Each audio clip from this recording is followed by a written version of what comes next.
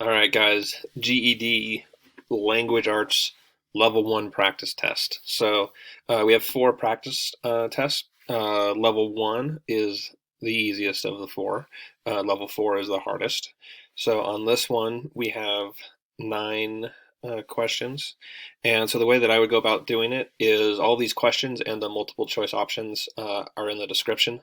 And so I would go ahead and answer them all yourself, then watch the video, see how you did, and see if there's any concepts that you currently don't understand as well as you need to, and get those in your mind so you're ready for the language arts part of the GED. Uh, and so I would also like to say we do have an app, a mobile app, that can help you get through all the stuff. So if you feel like you need more questions, it'll interact with you after every question, and is a really helpful way to go about studying. But so is this, right? And so let's go ahead and get started. All right, first question. The public school system in America is undergoing a national crisis, with school budgets being cut, plummeting standardized test scores, and less qualified teachers available. Our children may be in real trouble. American schools are also falling behind many other industrialized nations. The tone of this passage is okay. And so I forgot to mention this, but I'll do it on all the rest of them. So whenever we're doing like these paragraph comprehension type questions, is we want to look at what the actual question is before we read it, right? So really, we should have looked at the tone of the passage is, and then knowing, okay, we're looking for tone as we're going through that, right? And so that can be really important as we get to, like, if they ask what is being implied, or what evidence do you have, like those are two very different types of questions. Okay, so anyway, so as you go through this, okay, worried, I would say, yeah, this person sounds pretty worried. And then we have ambivalent, angry, and sad. So I would also, as I'm doing these, I'm going to try to go over, like, what if you don't know what one of the words means, or you're not sure that you know what one of the words means. And so of these four, if there's a word that somebody doesn't know, it will probably be ambivalent.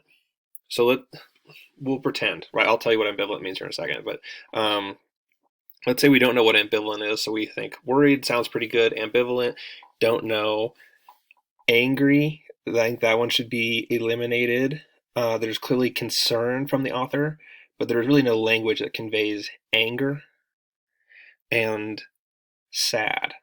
Um, so sadness, like, okay, like sadness and worried, those are similar, right? But worried to me is much more specific. Like, this person is worried about the future. Sad would tend to represent something that had already happened. Okay, so we have basically, we would eliminate angry, eliminate sad, ambivalent, we're not sure, worried, we're pretty happy with. And so, give me my pen here. We would be thinking worried in such a case. Now, if we didn't really like worried and it was really vague, then we start thinking about ambivalent. But ambivalent usually means something like having mixed feelings. This person does not have mixed feelings, like they have an opinion. And so we're going to take worried for the first answer, and that ends up being the correct answer. All right, next one. Okay, so this time we'll remember to do it the right way. And this one just says according to the passage down at the bottom, right? You can see that here. According to the passage. So, okay, so then we just read it.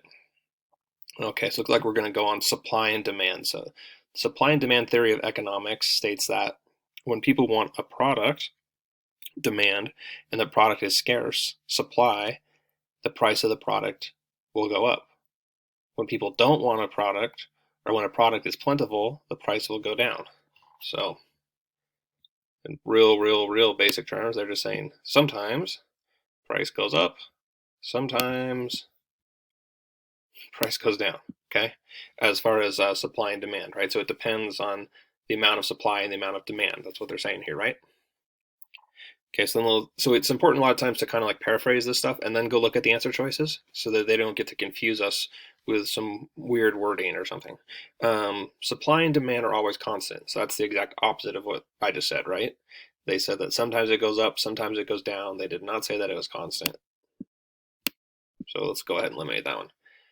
The price of a product can change depending on supply and demand. That is exactly what they said. I'm going to circle this one. Right, we'll look at the other two answers, but I'm pretty sure it's going to be answer B. Demand drives the price of a product down. Okay, so that's not true. So if the demand, like people really want something, and there's a lot of people who want it, that means demand goes up, and as demand goes up, we'll usually see price goes up, right? What would be an example of that? Perhaps iPhones, right? So the demand, especially if you think like when the iPhones first came out, the first few versions, but really to this day, is the demand is pretty high for iPhones, especially when it's the new one. And because of that, demand's high, price goes up, and that's why those things cost so much. So answer C, no. And then people lose interest in scarce products, not necessarily. And even if you thought that was true, that was not referenced at all in the passage. And so we're happy with answer B, and that ends up being the correct answer. All right, jump to question 3. Okay, what is the purpose? Okay, so again, they're asking for purpose, right, of the following passage, right? So it most likely means that this person, this author, is about to write something for some reason. Okay, and they're asking you what is the reason. So it's likely that they're not asking you for details. Like they're asking you for the bigger vision of what they're trying to say. Okay, so we know that before we even read it. So let's go ahead and read it. Freedom of the press is a key pillar of American democracy. The alternative is state-run media, which is truly frightening. Representative Hicks wants to curb the independence of the media and is therefore limiting our freedom. When you vote on Tuesday, vote no on Amendment 38. Okay, so what do we think the purpose is? Like, why did this person write that?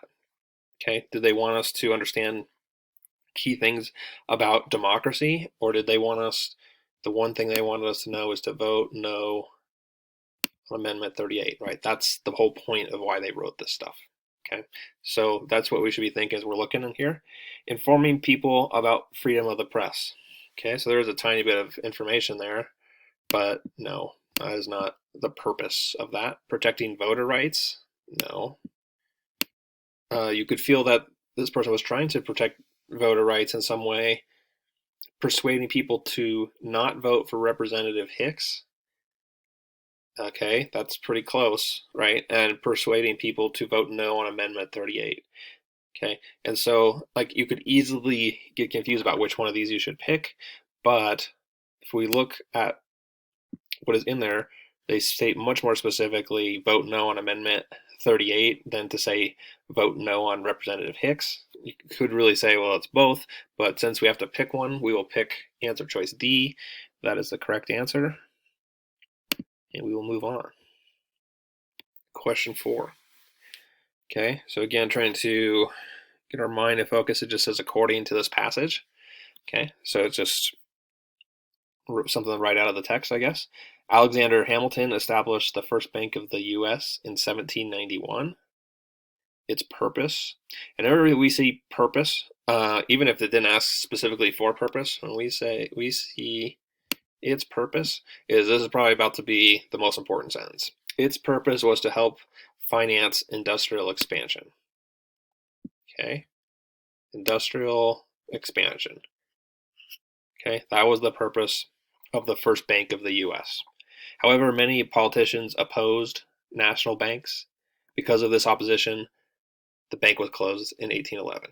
Okay, so the bank was closed because politicians opposed national banks. Okay, according to this passage, A, politicians opposed industrial expansion. All right, so let's go through this again. Right, so it says politicians opposed national banks. Okay, and if you answered it with answer choice A, then you're connecting dots that weren't necessarily there. It does not say that politicians opposed industrial expansion. It's possible that because they opposed national banks, they also opposed industrial expansion, but that's not stated in this passage. And so now if it said implied or inferred, then maybe, but it didn't ask for implied or inferred, which implied or inferred is going to mean that it's not actually stated in the text, and they want you to be able to kind of guess at what the author was trying to get at. Okay, so eliminate answer choice A. The Bank of the U.S. was one of many national banks established in the 18th century. And so we would say no, that doesn't say that. It says Alexander Hamilton established the first bank of the U.S. in 1791, but it doesn't say anything about many national banks in the 18th century. So no. The purpose, answer choice C, the purpose of the bank was to finance industrial expansion, right? And so remember when we were talking about when we saw its purpose right there in the beginning of the second sentence, its purpose was to help finance industrial expansion, right? And it is the first bank of the United States. Purpose of the bank was to finance industrial expansion. That's going to be the correct answer for sure. Let's go ahead and see what they have for answer D. So make sure they don't give us two really great answers. The bank closed in 1811 owing to a lack of customers. So in the last sentence, it says because of this oppositions, which is politicians opposing national banks, the bank was closed in 1811. But it doesn't say anything about lack of customers. It says something about the opposition to national banks. There we go. So kind of just logically go through it like that, and the more of these you do, the more you can whip right through them. But answer choice C is correct for question 4. Question 5 here. In general, most people think of culture as a set of behaviors. Whoops, sorry. It's easy to do. Let's see what they want us to know. Going down right to the bottom, the last sentence before your answer choices. Which answer choice best summarizes the author's definition of culture? Okay, so we'll go ahead and underline that, right? Author's definition culture. That's what we're looking for. Okay, so we're trying to focus our mind on the author's definition of culture as we're going through each sentence. In general, most people think of a culture as a set of behaviors belonging to a group sharing common values, history, and traditions. Okay, so that sentence said nothing about the author's definition of culture, so we ignore it. This group may call itself a community, but this does not mean that those in a common culture necessarily live in the same neighborhood or even nearby. So this person's saying not necessarily because they live in the same neighborhood. Okay, looks like this is going to be the sentence we care about. But it does mean that they share norms for what is expected in their culture. Okay, that one was pretty big. So we would like the answer to be rephrasing most likely something about share norms. Okay, live in the same neighborhood. So the author definitely said that's not what it means. So no way we're picking that one. Speak the same language. So we're looking for norms, right? That's the answer that we're looking for. So no. Oops, sorry, I don't know what I did there. Get rid of that one. Share the same religious beliefs. Didn't say anything about that. D, share the same standards of social behavior, right? Norms are standards and patterns of social behavior. If they share norms, this suggests that they follow the same standards. So answer choice D is looking great, and that's the correct answer. Okay, question 6. If a writer details a violent act, then that violence would be considered implicit, explicit, both, neither. Okay, so the neither answers or like the none of the above answers, just in general, just knowing this for standardized tests, which the GED is a standardized test, neither and none of the above is very, very, very rarely the answer.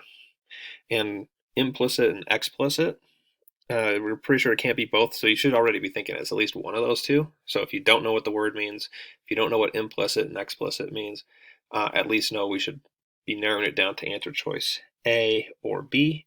Explicit is clearly stated and leaving no room for doubt. That's what explicit means. Things like written instructions are explicit. Implicit, on the other hand, means implied. Okay, so something like the fact that a girl always smiles at you means that she likes you. Okay, so that's the smile is an implication, it's implied. Okay, so when a writer details a violent act, something that's written down, that is explicit.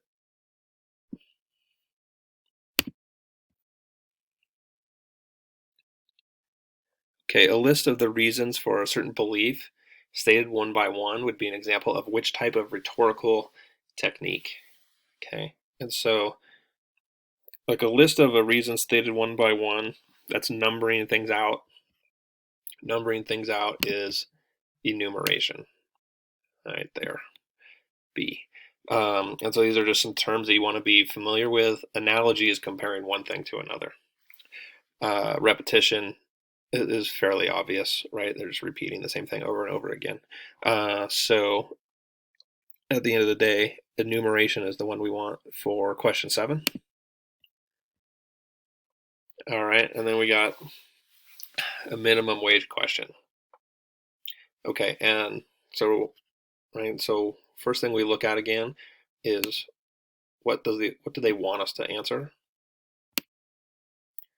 Which answer choice reflects the evidence in the passage? So when we see questions that ask us for evidence, we immediately think evidence means data. Okay, data is a number. That's what we're looking for, right? So like a percentage or a money total, something like that.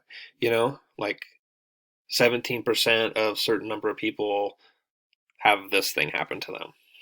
Okay, not an opinion, right? We don't want opinions. So let's read it first, though. Okay, the current federal minimum wage is too low for anyone to live on. Okay, that first sentence is an opinion.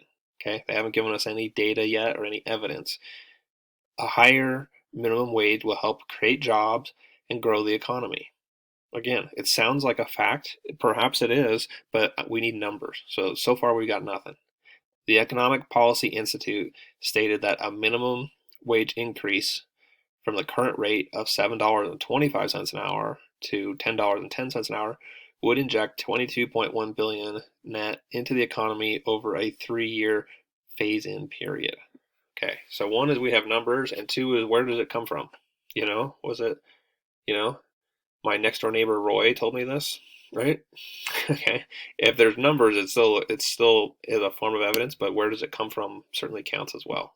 Economic Policy Institute, they're talking about economics. Okay, we're looking pretty good. Let's see what our answer choices are.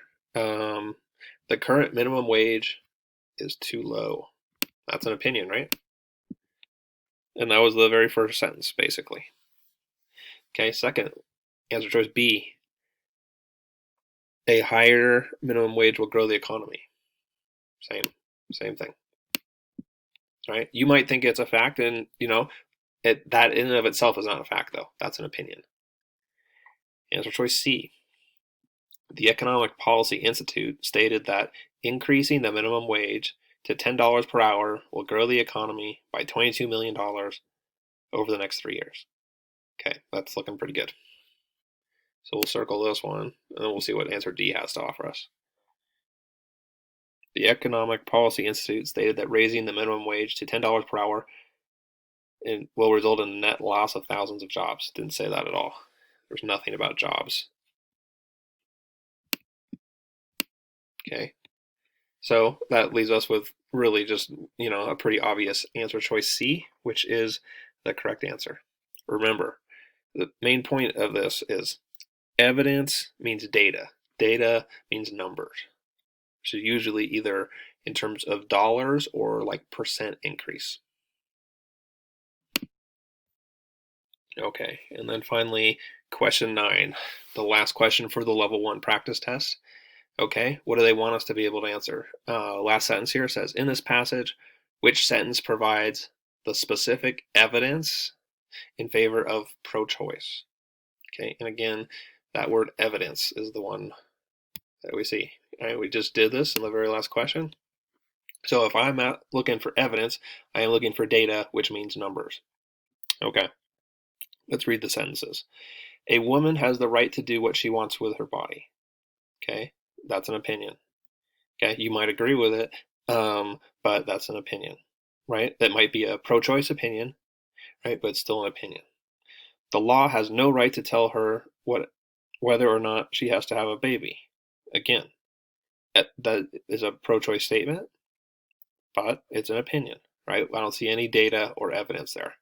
Okay, third one. Besides, a baby born into a home that cannot provide for it will be fighting an uphill battle from day number one. Well, I guess you could say the one is a number, but that is not evidence either. Okay, it's yet another opinion. So none of these are any good from a standpoint of evidence. Okay, you might find it compelling. Lots of opinions are compelling for different people for different reasons. Okay, but on this one, it does not contain specific evidence is the correct answer. Okay, so that gets us to the end of the level 1 practice test. I hope you did well. I hope that the video going over this stuff was useful in terms of how to think about this stuff, right? If only you could have one concept, it's like get your mind to be able to focus on what it is they're asking you before you read. Because otherwise we read, then we read the question, and then usually we have to go and read it again, right? And for people get caught up in that, a lot of times we run out of time. So this is the most efficient way to go about answering these questions. And again, the mobile app, a very good idea, especially if you're struggling with any of this stuff. Mobile app gives you lots of questions. From a standpoint of what kind of score you're looking for, and this is true for all of the GED practice tests, is the score that you need just to pass is 145. Okay, so 145 would be right around 65% correct. Okay, so if you like, but this is level 1, right? So 6 out of 9 correct would be 66%. So that would be kind of like the bottom mark of just barely enough to pass. And so if you're below that number, is thinking like probably do need more practice, right? Nothing wrong with that. It happens to a lot of people, and we've helped a lot of students get through this process. That's what I would be looking at. If you did great on this one, awesome, right? Move on. Let's look at level 2 and level 3 and level 4 and see how we're doing there. If you're thinking about college, right, you want a higher score than just that barely passing, that 65% number, right? If you're thinking about college, really you want your number to be more like 75, 80%, right? That's really what you're looking for, and that score will help you a lot with college admissions. Okay, that's all we got for this one. See you on the next video.